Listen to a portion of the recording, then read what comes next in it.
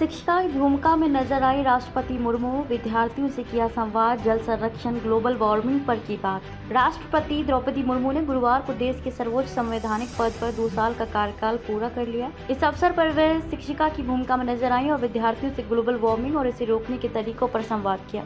Doctor Rajendra Prasad केंद्रीय विद्यालय में 9वीं कक्षा के विद्यार्थियों के साथ संवाद करते हुए उन्होंने जल संरक्षण पर जोर दिया।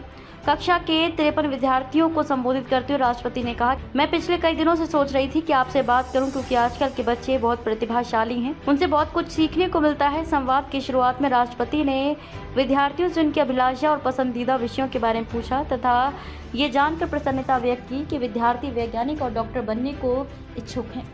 राष्ट्रपति ने कहा कि पूरी दुनिया में वैज्ञानिक, जनता, प्रशासक और शासक बहुत बड़ी समस्या पर संगोष्ठी, सम्मेलन और सभा कर रहे हैं। क्या आप जानते हैं कि वह समस्या क्या है? इस पर तुरंत विद्यार्थियों ने जवाब दिया कि जलवायु परिवर्तन, ग्लोबल वार्मिंग और पर्यावरण प्रदूषण। राष्ट्रपति ने कहा कि उन्होंने स्कूल में पढ़ा था कि 6 ऋतुएं होती हैं, लेकिन हम केवल 4 महसूस। उन्होंने कहा कि इन चारों में से सबसे ज्यादा गर्मी का एहसास हमें ग्लोबल वार्मिंग की वजह से होता है। दिन ब दिन तापमान बढ़ता जा रहा है और इसका असर सिर्फ इंसानों पर ही नहीं बल्कि जानवरों, पक्षियों और पेड़ों पर भी पड़ रहा है। उन्होंने कहा कि ग्लोबल वार्मिंग की वजह से देश के कई हिस्से सूखे की मार झेल रहे हैं, इसलिए जल संरक्षण की जरूरत है। उन्होंने कहा कि बच्चे ये भी जानते हैं कि पर्यावरण प्रदूषित हो रहा है और हमें और पेड़ लगाने चाहिए। हमें पानी की बर्बादी को रोकने और उसके संरक्षण के लिए कदम उठाना चाहिए। हमें वर्षा जल को जमा करना चाहिए।